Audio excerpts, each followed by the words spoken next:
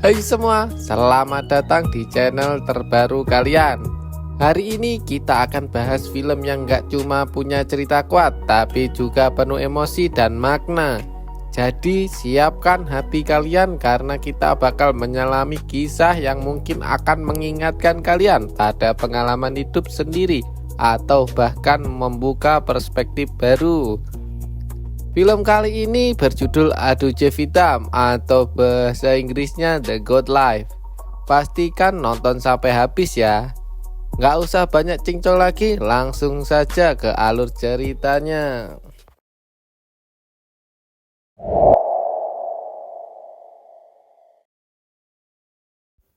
Cerita diawali dengan seorang pria yang sedang mengantri mendaftarkan visa yang dia punya. Karena dia seorang yang akan merantau ke negeri Arab untuk mencoba peruntungannya. Dan ini adalah tokoh utama kita, panggil saja Najib. Karena keterbatasan bahasa, dia dibantu adiknya yang bernama Hakim. Dan ternyata si adik juga tidak terlalu fasih untuk berbahasa Inggris atau bahasa lokal. Setelah selesai, mereka menuju di tempat penjemputan. Karena keterbatasan bahasa, mereka tidak tahu siapa yang harus mereka tanyai. Mereka berdua akhirnya menelpon orang rumah dengan dibantu staf bandara. Dan ternyata nomor yang mereka simpan adalah nomor kantor polisi tempat tinggal mereka. Dan karena hari Minggu nomor tersebut tidak ada yang menjawab. Mungkin semua lagi liburan ya guys ya. Dan sialnya mereka juga lupa menanyakan nomor telepon yang lain. Karena tidak ada yang bisa dihubungi, alhasil mereka hanya bisa menunggu jemputan bos atau di sana disebut dengan gafil. Setelah menunggu sekian lama dan tinggal mereka berdua saja yang belum dijemput, akhirnya ada seseorang yang sadari tadi mondar-mandir seperti setrikaan yang kelihatannya sedang mencari seseorang. Lalu pria itu menanyai mereka berdua dengan bahasa Arab. Karena mereka berdua tidak mengerti sama sekali bahasa Arab, akhirnya mereka cuma mengangguk dan geleng-geleng seperti orang yang kehilangan uang 100.000 di jalan. Tahu bahwa mereka tidak mengerti bahasa Arab, orang tersebut langsung mengecek paspor dan visa mereka. Dan benar dia adalah orang yang dicari. Kafil tersebut langsung mengajak mereka naik mobil. Ketika ingin naik, si Najib meminta sebuah air karena dari rumah sampai sekarang belum minum air putih sama sekali. Si kafil yang tidak mengerti apa yang Najib maksud malah menyuruhnya untuk cepat duduk di belakang. Bukannya duduk di belakang, Najib dan adiknya malah duduk di depan. Seketika itu mereka dimarahi kafil tersebut.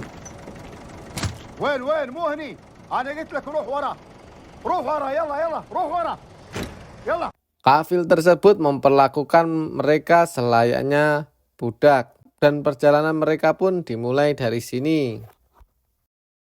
Sesampainya di tempat mereka bekerja, ternyata bertempat di tengah gurun pasir yang luas. Dan ternyata tidak sesuai harapan mereka yang tidur di penginapan yang layak. Mereka meminta kepada kafil agar dapat menelpon keluarga mereka sebentar. Karena terlalu banyak permintaan, akhirnya si kafil pun kesal dan meminta Najib untuk kembali ke mobil. Tidak sesuai yang Najib dan Hakim pikirkan untuk bekerja bersama karena visa mereka di perusahaan yang sama. Di sini kita tahu mereka berdua harus berpisah di tempat yang terpisah. Mereka memohon dengan bahasa seadanya tapi tidak didengarkan oleh kafil mereka.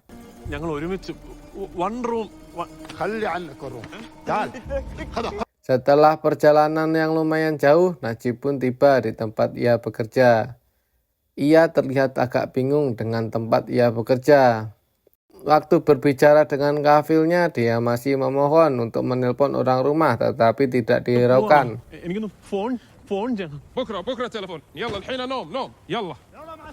Dan malah menyuruhnya untuk cepat tidur karena besok harus bekerja. Lalu di sini Najib dipertemukan dengan orang tua berperawakan gondrong yang tidak terawat. Orang tersebut bertanya kepada Najib, "Apakah kamu tahu pekerjaan di sini?" Dan Najib pun terdiam. Malah Najib menanyakan di mana dia bisa mendapatkan air minum. Si pria tadi menunjukkan tempatnya di mana tempat minum tersebut. Setelah dapat air minum, dia bertanya kepada pria tua tadi, di manakah dia bisa tidur? Dan Pak tua tadi menjawab, di mana saja. Ya, karena Najib yang terbiasa tidur di tempat yang ada sofa dan bantal yang empuk, akhirnya dia berinisiatif tidur di tempat samping bosnya. Scene beralih ketika Najib masih bekerja untuk mencari pasir di sungai di desanya. Ketika bekerja, tiba-tiba ada seorang yang nyeletuk bahwa ada visa gratis untuk bekerja ke luar negeri. Dan Najib bertanya kepada temannya, apakah benar gratis? Dan temannya menjawab, benar. Kamu hanya mengeluarkan ongkos 30 rupiah saja dan ongkos itu akan kembali setelah 2 atau 3 bulan ia bekerja. Lalu Najib yang tergiur mengatakan harus jual rumah dulu baru dapat 30 rupiah. Dan si temannya mengatakan bagaimana kalau kamu pinjol saja. Dan Najib pun berpikir ulang. Setelah berpikir panjang entah dari mana uang yang didapat, Najib langsung menemui calo yang akan memberangkatnya dengan diantar temannya. Dan setelah menemui si calo tersebut memberikan langkah-langkah yang harus ditempuh Najib dengan memberikan 10.000 sisanya kepada agen travel. Scene lalu berpindah di rumah Najib yang terdapat istri dan ibunya. Di sini kita tahu bahwa istri Najib bernama Sainu, yang ternyata istri Najib sedang mengandung anaknya. Ketika sedang enak-enaknya bersenda gurau dengan istrinya, Najib dibangunkan dari tidurnya oleh bosnya dan diusir karena tidak sudi tidur dengan Najib. Keesokan harinya, Najib yang tertidur di sebuah mobil bekas, dia bangun dan menghampiri Pak tua gondrong tadi dan menanyakan namanya. Saking lamanya dia bekerja di sini dan tidak pernah berinteraksi kepada orang luar, dia sampai lupa dengan namanya sendiri. Malah menyuruh Najib agar membawa susu kambing yang baru diperasnya untuk diserahkan ke majikannya. Tapi di sini Najib dengan keterbatasan bahasanya malah meminum susu tersebut, yang akhirnya membuat pria tua tadi marah dan menjelaskan lagi dengan bahasa tubuh sampai Najib paham. Sesampainya di tempat majikannya, dia dengan bahasa yang dia sendiri pahami ingin agar segera dipulangkan karena tidak sesuai dengan visa perusahaan mereka. Si majikan yang tak mengerti bahasa apa yang diucapkan Najib lalu menyuruh si Najib agar cepat belajar bekerja daripada mengoceh tidak karuan. Di tengah kesedihan Najib, datanglah kafil yang membawanya. Najib langsung menghampirinya dan ingin mengutarakan bahwa ia bekerja dijanjikan dengan ruangan ber-AC, tidur di tempat, gaji pokok, insentif, BPJS, gaji pensiun. Tetapi si kafil yang tidak tahu maksud Najib, dia malah menyuruh Najib untuk membawa masuk makanan unta daripada ngomel-ngomel terus. Lalu Najib diberikan pakaian untuk bekerja. Najib yang tidak putus asa, dia berusaha meyakinkan kepada para kafil bahwa dia merasa ditipu. Dia menjelaskan berangkat ke sini dengan menjual apa saja termasuk rumah dia. Tak sampai situ, dia juga menunjukkan dokumen perusahaan yang memberangkatkannya. Tetapi di luar dugaan, kafil yang melihat dokumen tersebut bukannya mengecek malah merobeknya. Bikin sakit hati tak? Najib yang ngambul karena dokumennya dirusak, akhirnya dia ditawari makan sepotong roti untuk menenangkan Najib yang ngambul. Selesai makan, dia langsung menemui pria tua tadi untuk menanyakan jalan utama yang ternyata jauh sekali dan tak terbatas dan melampauinya. Scene lalu berpindah ketika Najib masih berduaan dengan sang istri. Sang istri menjelaskan, cita-cita dia sederhana agar bisa mempunyai kamar sendiri, agar bisa bersenda gurau tanpa ada yang mengganggu. Lalu mereka berangan-angan jika anak mereka laki-laki akan dinamai Nabil dan jika perempuan akan dinamai Safia. Hari keberangkatan Najib dan Hakim pun tiba. Najib berpamitan dengan istrinya agar jangan lupa sesekali memeriksa kandungannya, dan Hakim yang dikhawatirkan ibunya karena tidak pernah merantau. Scene berpindah di tempat Najib bekerja. Terlihat Najib lagi BAB. Lalu ketahuan bosnya karena BAB menggunakan air.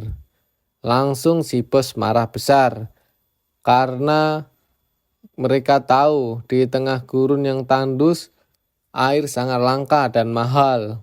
Lalu Najib bertanya kepada Pak Tua, bagaimana dia cebok? Pak Tua menjawab, dengan pasir. Seketika itu Najib menghela nafas. Bagaimana caranya? Di waktu lain beberapa hari sekali datang truk tangki air untuk memasok air di peternakan. Najib berinisiatif meminta tumpangan agar dibawa kabur dari tempat ini. Ketahuan meminta bantuan untuk pergi, si kafil langsung memukulnya. Najib yang bosan diperlakukan kasar, dia ingin sekali melawan dengan menahan cambuknya. Bukannya meredakan hukumannya, si kafil malah mengambil pistol untuk menyiksanya sampai pingsan. Pada malam harinya, Najib yang terbangun dari pingsannya, dia menemui Pak Tua tadi dengan menanyakan sudah berapa lama kau kemari. Dan Pak Tua tadi menjawab, tak ada orang yang bisa kembali lagi. Seketika itu Najib menangis. Keesokan harinya, Najib yang tertidur pulas di rongsokan mobil tadi dibangunkan dengan suara kafilnya untuk dibawakan susu kepadanya. Najib yang tak tahu cara memeras susu akhirnya ditendang oleh kambing tersebut. Yang harusnya dia mengambil susu dari samping kambing bukan dari belakang kambing. Setelah sukses mengambil susu kambing, dia mencoba mengembala para kambing. Waktu dia menggembala, ada 2 ekor kambing yang bertengkar, lalu memisahkannya. Tetapi bukannya memisahkannya, malahan Najib yang terhempas karena dia diseruduk oleh kambing tersebut sampai tersungkur dan pingsan. Kemudian dia dibangunkan oleh kafir agar cepat bekerja dengan memberi sebotol air. Najib yang terluka meminta agar diantarkan ke rumah sakit. Bukannya diantarkan, dia disuruh untuk berangkat bekerja kembali dan tidak diperlakukan manusiawi. Beberapa bulan telah berlalu. Najib yang tak pernah melihat perawakannya, dia kaget dengan dirinya yang sudah berewokan dan tidak terurus. Ketika merenung, dia bingung. Kapan terakhir ke sini, bulan apa, tanggal berapa, jam berapa, sekarang apa. Dia tidak tahu, lupa segalanya. Lalu di tengah keputusasaan, dia melihat sekumpulan burung pemakan bangkai. Karena penasaran, dia menghampirinya. Dan ternyata dari sini kita tahu bahwa itu adalah mayat si Pak Tua tadi. Najib yang berusaha mengusir burung-burung tersebut malah terluka akibat serangan burung itu. Dan dia tidak bisa mengambil mayat si Pak Tua. Sore harinya Najib bersedih sambil memikirkan nasibnya apakah bisa pulang atau bernasib sama seperti Pak Tua. Sembari memakan camilan yang masih tersisa sedikit yang diberikan sang istri. Lalu sambil membayangkan istrinya, dia bertekad untuk pergi dari sini meskipun nyawa taruhannya.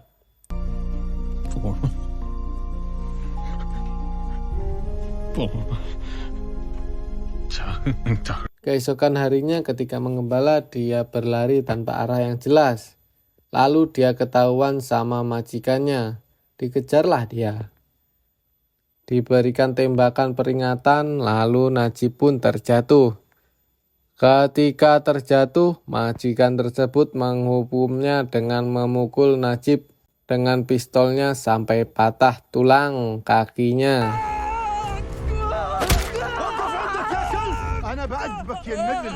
Malam harinya Najib yang kesakitan dan tak bisa berjalan, lalu mencari air untuk diminum, yang ternyata dia minum bercampur dengan kambing ternaknya.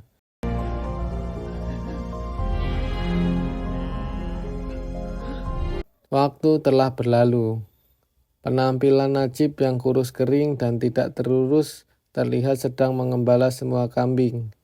Di tengah-tengah mengembala terjadi hujan es yang diharuskan dia harus berteduh di dalam sebuah gua. Dan di saat menyuruh para kambing keluar karena hujan sudah reda, dia menemukan sebuah lorong dan lorong tersebut tembus ke gurun sebelahnya. Lalu ketika melihat ke depan, dia melihat sosok yang berdiri. Dia menghampirinya dan ternyata itu adalah Hakim adiknya. Hakim bercerita bahwa diperlakukan selayaknya budak, bukan seorang tenaga bantu. Hakim yang tidak mau berakhir di sini, dia mengajak Najib untuk pergi dari sini. Belum selesai bercerita, kafil Hakim menjemputnya. Agar tidak ketahuan, Hakim menyuruh Najib secepatnya untuk kembali.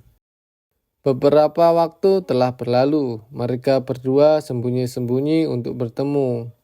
Waktu bertemu, Hakim memberikan sebuah surat yang ditaruh di atas gurun, agar tidak ketahuan kafil mereka. Lalu waktu mau mengambil surat tersebut, ternyata datanglah kafil Najib. Lalu dia berpura-pura BAB agar tidak ketahuan.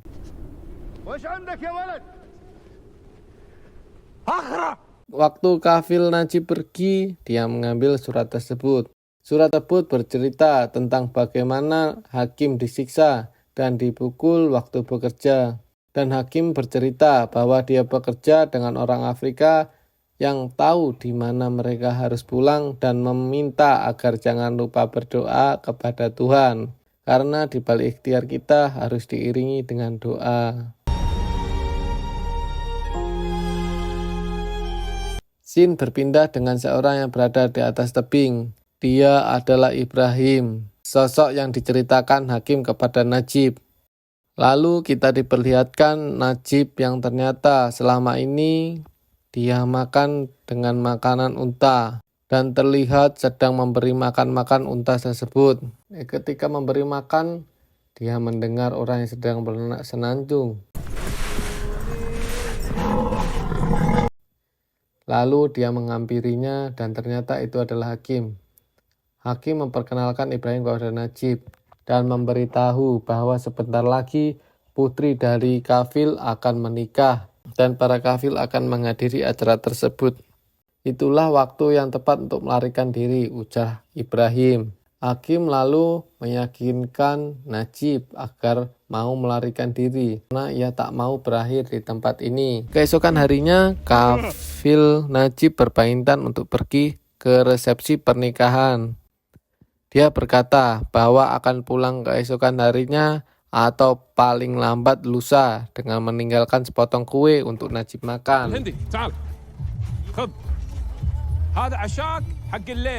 Najib yang melihat semua orang sudah pergi dengan terpincang-pincang, dia mandi untuk menyambut kepulangannya. Lalu mengganti pakaiannya dengan pakaian yang selama ini dia simpan dan memakan makanan terakhir yang diberikan istrinya. Karena penurunan badan yang signifikan, celana yang harusnya pas dia pakai malah melorot dan akhirnya dia membuat sabuk dengan tali dari karung. Dan tak lupa sebelum pergi dia memberi makan ternak untuk terakhir kalinya. lalu berpamitan kepada para ternak. Ibrahim dan Hakim yang sudah datang menyebut, mereka tak sabar untuk pergi karena malam akan datang. Dengan terpincang-pincang, Najib berlari dengan harapan bisa kembali pulang. Lalu sampai malam pun tiba. Mereka melihat tempat ternak lain. Karena sudah berjalan seharian, mereka kehausan dan berinisiatif meminta air. Tetapi Ibrahim yang menyadari jika mereka meminta air akan ketahuan kalau mereka budak yang kabur. Akhirnya Ibrahim berinisiatif untuk mengambil air secara sembunyi-sembunyi. Tetapi dia ketahuan hingga mereka hampir tertembak. Keesokan harinya, mereka yang terbangun dari tidurnya lalu melihat jauh, mata memandang hanya hamparan gurun yang luas. Ketika berjalan, Hakim yang merasa tidak sampai-sampai bertanya kepada Ibrahim, apakah jalan ini benar? Dan Ibrahim pun menjawab, dia hanya mengikuti arah matahari saja. Lalu ketika berjalan, Hakim melihat air dan unta yang ternyata ketika dihampiri itu cuma fata morgana dengan bangkai unta. Waktu berlalu, entah sudah berapa hari mereka berjalan. Mereka juga tidak melupakan kewajiban mereka sebagai seorang muslim dengan melaksanakan sholat. Di tengah-tengah sholat, Ibrahim menyadari bahwa ada segerombolan ular yang sedang lewat dan menyuruh Najib agar tidak bergerak. Ular-ular itu pun melewati kaki Najib. Lalu ketika diperiksa, kaki Najib terdapat luka gores yang ternyata tidak disebabkan oleh ular. Keesokan harinya Najib terlihat kesakitan karena kakinya yang terluka. Setelah diperiksa ternyata luka tersebut bertambah parah karena dia berjalan tanpa alas kaki. Tidak menunggu lama, Ibrahim berinisiatif untuk membuat alas kaki dari rompi bajunya. Mereka pun memulai perjalanan lagi dengan Najib yang berjalan dengan susah payah. Dan Hakim pun begitu juga karena kelelahan. Karena fisik Ibrahim yang sudah terbiasa dengan iklim yang panas, dia pun menggendong Hakim dan menuntun Najib sampai-sampai dia merawat mereka berdua agar tidak dehidrasi. Hakim yang sudah dehidrasi berat, dia berhalusinasi melihat sebuah kota. Sampai-sampai dia memakan pasir yang dia kira air, menyebabkan dia muntah darah dan menemui ajalnya. Ketika sedang bersedih, Ibrahim melihat badai pasir dan dengan segera harus meninggalkan Hakim. Setelah badai pasir berakhir, masih saja Najib mencari Hakim yang sudah terkubur oleh pasir. Tidak mau bersedih terus-menerus, Ibrahim mengajak Najib agar terus berjalan atau akan berakhir di sini. Lalu ketika di tengah perjalanan Najib terjatuh dan Ibrahim melihat luka di kaki Najib semakin parah. Ketika itu Ibrahim melihat sebuah kadal yang berarti ada sumber air di dekat sini. Najib yang mendengar kata air dengan susah payah dan dibantu Ibrahim untuk menuju sumber air yang disebutkan. Dan benar saja mereka menemukan sebuah oasis. Ibrahim yang tahu bahwa Najib akan meminum air tersebut dengan tergesa-gesa, lalu ia menghentikannya dan memberikan sedikit air dulu agar ia tidak tersedak.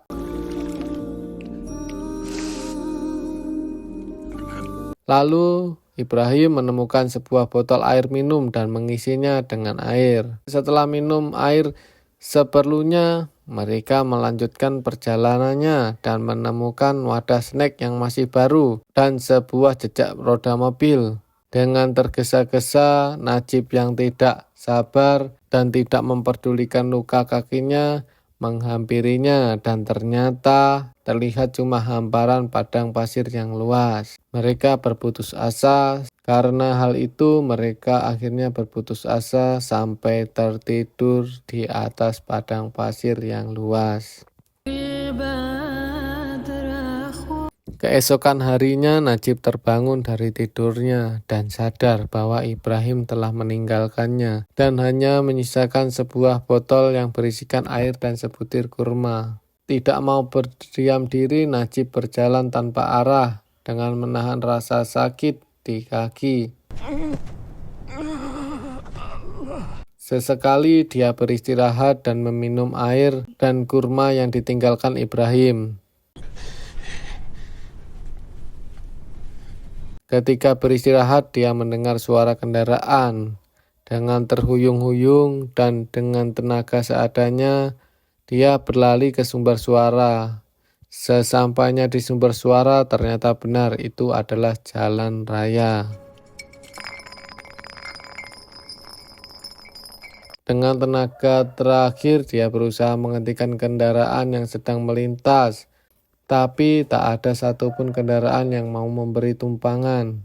Sampai keesokan harinya ada pengemudi yang merasa kasihan Najib dan memberi tumpangan. Pengemudi yang mengerti bahwa Najib memerlukan air, pengemudi tersebut memberikan sebotol air. Lalu Najib meminumnya sampai habis. Sesampainya di tengah kota, bukannya mengantar ke rumah sakit, Najib diturunkan begitu saja. Mungkin karena dia mengira Najib adalah seorang budak. Najib yang berjalan dan tak tahu arah, kemudian pingsan dan ditolong oleh orang-orang sesama imigran yang mempunyai bisnis di sana. Mereka memandikannya sampai memotong rambutnya dan merawatnya dari demam. Orang yang menolong Najib menjelaskan bahwa nomor yang diberikan Najib telah berganti 3 tahun yang lalu dan dia mendapatkan nomor lain dari kerabatnya yang bertempat tinggal di alamat yang ditujukan Najib. Dan telepon itu pun tersambung dengan istri Najib yang tak percaya bahwa Najib masih hidup. Dan terdapat pula suara tangisan anak kecil yang kita tahu. Ternyata anak Najib jenis kelamin laki-laki yang bernama Nabil. Scene berpindah di kantor polisi di mana dia ditemani seseorang untuk mengurus dokumennya. Di tengah-tengah mengurus dokumen, dia melihat pajangan budak-budak yang dicari. Dan ternyata foto tersebut terdapat foto Ibrahim. Lalu kita tahu bahwa mereka dikumpulkan di suatu tempat agar dijemput oleh kafil mereka. Karena mereka masih terikat kontrak kerja.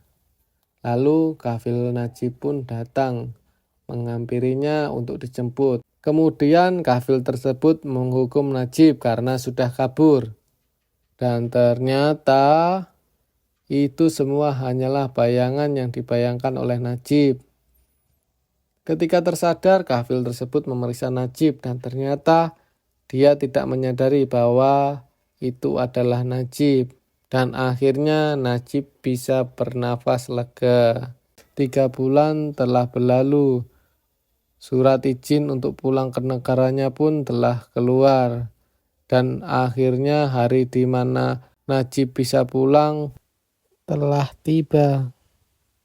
Tamat. Pesan yang bisa kita ambil dari film ini adalah jangan mudah percaya dengan orang lain. Pentingnya belajar bahasa daerah ketika ingin pergi merantau. Dan terima kasih, sampai jumpa di alur film lainnya. Bye-bye. Jangan lupa subscribe dan komen ya.